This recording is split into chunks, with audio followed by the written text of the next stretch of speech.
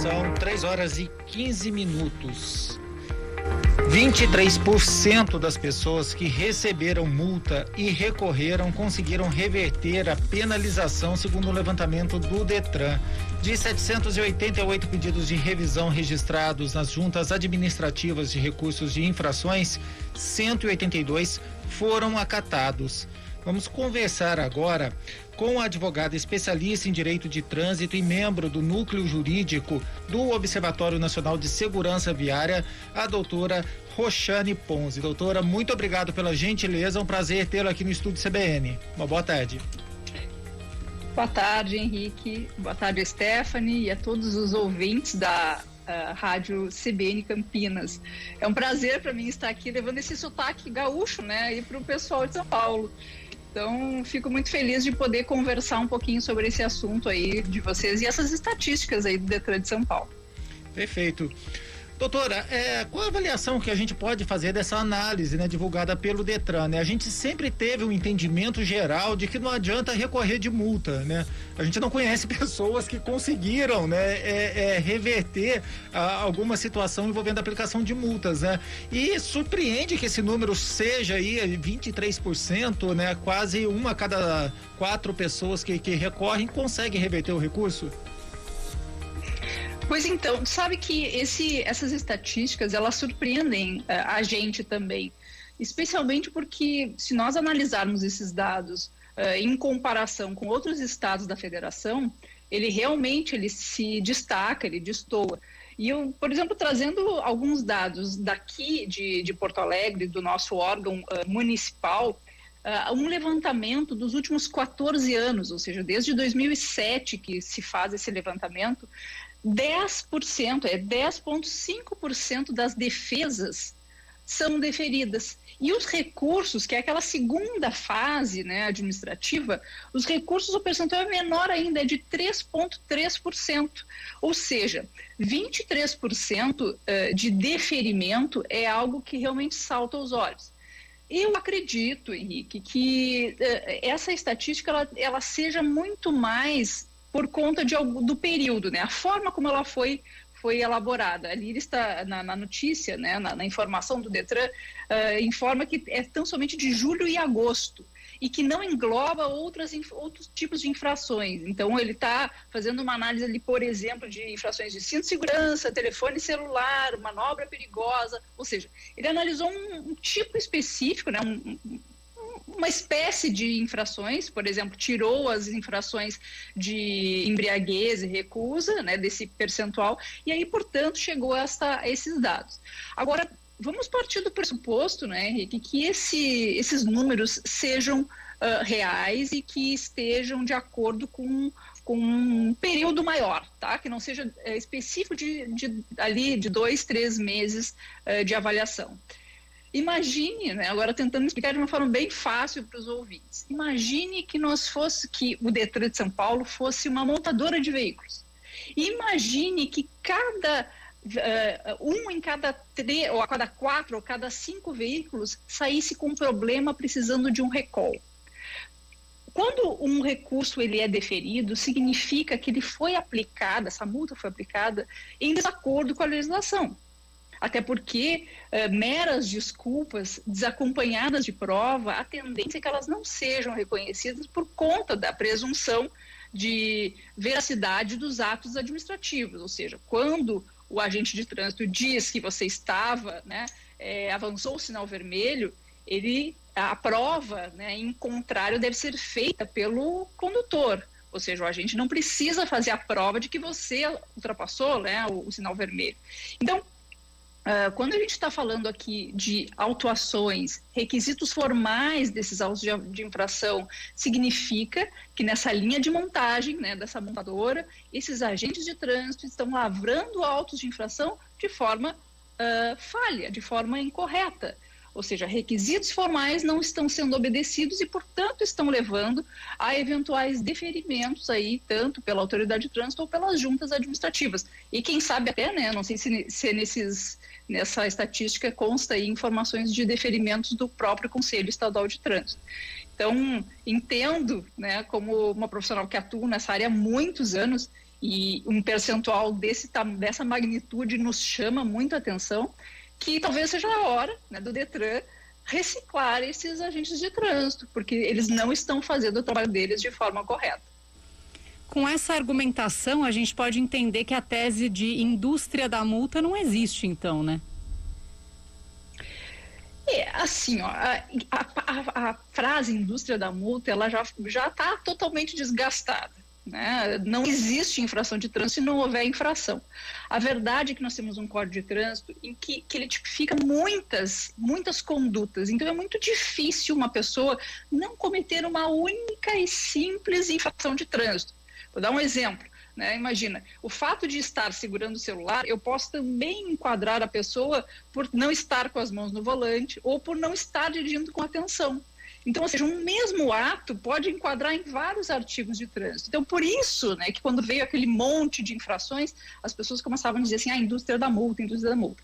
Agora, se nós analisarmos essa informação de indústria da multa sobre um outro viés, sobre o viés do tipo, para onde está indo o dinheiro dessas infrações? As infrações de trânsito, toda a arrecadação deve ser destinada para se evitar que se cometam novas infrações. Então, sob esse aspecto, até a gente pode cogitar a indústria da multa. Por quê? Porque nem sempre esses valores estão sendo investidos especialmente em educação de trânsito, para que esse condutor que hoje cometeu uma infração, amanhã repense o seu comportamento, ou então aquele que não cometeu infração jamais venha a cometer infração. Então, é muito mais fácil a gente falar, talvez, numa indústria de infrações, né, de trânsito, que numa indústria de infratores, né, como digo, de trânsito, do que necessariamente uma indústria da multa.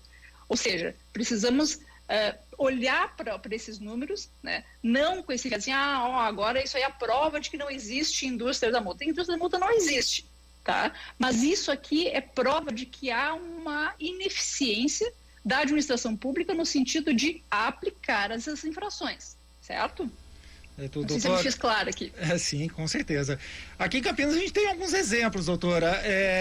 A prefeitura aqui do município, ela cancelou 124 mil multas que foram aplicadas em apenas uma via aqui da cidade de João Boi do Lope e reembolsou aqueles motoristas que pagaram, né? São 9.500 pessoas que pagaram as multas e foram ressarcidos, correspondendo a R$1.100.000. Isso porque na pista ali havia 2 limites de velocidades permitidos, né? De 50 passava para 60, as pessoas ali acabavam não entendendo a sinalização, foram multadas e agora foram ressarcidas, né? Também teve o caso do ex-secretário de transportes aqui da cidade, que aplicava multas a esmo, indo para casa, aplicava multa da pessoa que atrapalhava ali também o caminho dele para casa, e também essas multas foram todas canceladas. Então, exemplos a gente tem. Quando se fala em recurso, doutora, um dos grandes problemas em se recorrer, né, de uma aplicação de multa, quando a gente recebe uma notificação em casa,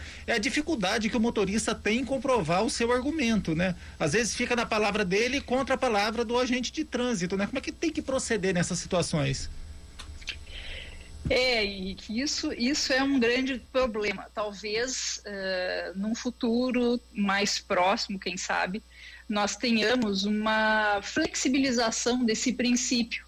Porque a gente costuma dizer, né, a advocacia deve se dizer, né, que é uma prova diabólica, uma prova praticamente impossível de ser feita. Tem situações que você realmente não tem como comprovar, sei lá, o agente de trânsito identificou uma determinada placa, errou um dos numerais ou um dos números, né, casualmente pegou aquela informação e gerou um auto de infração e caiu com uma terceira pessoa que nem estava lá. Só que ela não estava num estacionamento que tem entrada e saída comprovada, ela estava em casa, ela não consegue fazer essa prova.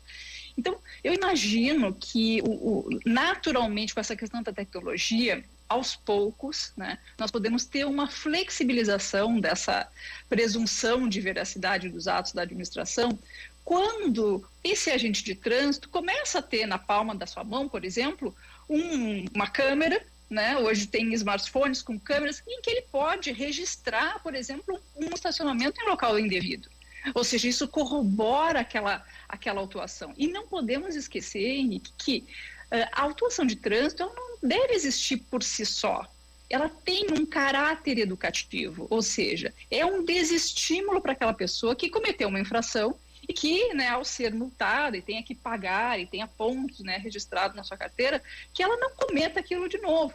E aqui, especialmente, pensando de novo nesses dados que o Detran de São Paulo divulgou, muitas dessas infrações acabam sendo aplicadas sem a abordagem. E esse é um grande problema, porque a abordagem, ela é, como eu digo, o puxão de orelha do agente de trânsito. Se eu, Roxane, estou dirigindo, sei lá, avanço o sinal vermelho e o agente de trânsito aciona o apito e manda eu parar e ele diz, a senhora passou no sinal vermelho e tal, eu fico constrangida com aquela situação e a tendência da eficácia daquela multa assim, muito maior sobre mim do que eu receber em até 30 dias uma multa na minha casa e dizer, mas eu nunca passei o sinal vermelho porque eu estava no amarelo. Ou seja, a eficácia de uma abordagem é muito importante. E isso eu realmente não consigo mensurar isso no âmbito do Estado de São Paulo, mas no Estado do Rio Grande do Sul, por exemplo, isso é a exceção, quando deveria ser a regra. Está na lei que a regra é abordar, e aí eu não abordo. Por exemplo, os dados do Detran de São Paulo, ele diz que 2,4, né, de infrações de recusa e embriaguez foram deferidas, ou seja, enquanto as demais infrações, que foi 23%, né, comparativamente às da recusa e da embriaguez, foi de 2,4%, e a justificativa seria o quê? Porque tem abordagem, porque tem a prova, ou seja, tem o bafômetro, ou seja, mais uma demonstração de que a aplicação de multas de trânsito não pode olhar para um caráter estritamente, né, arrecadatório, não falando em indústria da multa, mas do ponto de vista, não adianta eu querer só punir a pessoa do ponto de vista pecuniário, eu tenho que também fazer isso de uma forma correta. Tu deste esse exemplo aí dessas infrações que foram anuladas por conta da sinalização equivocada, né? E isso é uma previsão do próprio Código de Trânsito. O artigo 90 diz que a pessoa não poderá ser autuada se houver falha na sinalização. Então, onde que está o erro? Na forma da autuação. A autuação tem um regramento que precisa seguir justamente para quê? Para que não haja abuso, para que essa autoridade de trânsito, aí tu diz que multava de acordo com a sua, né? Como é que eu acordei hoje? Vou multar aqui conforme o seu interesse.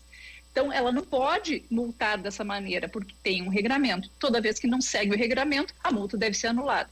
Então, significa que eu tenho que ensinar quem aplica as infrações a multar de acordo com o regramento, para que não haja deferimentos e a finalidade daquela autuação, que é apontar que o infrator que cometeu a infração não cometa novamente, a finalidade vai ser, ao final, atingida. Antes da gente encerrar aqui a nossa conversa, existem situações em que a aplicação de multas por sistemas mecânicos, como radares, podem ser contestadas?